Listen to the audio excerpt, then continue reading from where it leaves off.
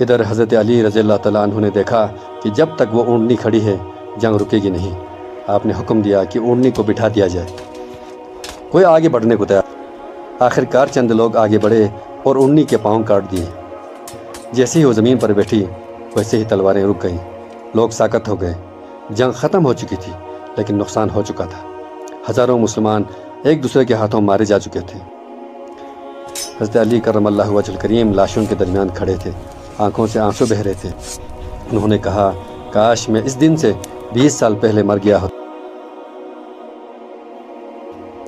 حضرت عائشہ صدیقہ کو پورے احترام کے ساتھ مدینہ واپس بھیج دیا۔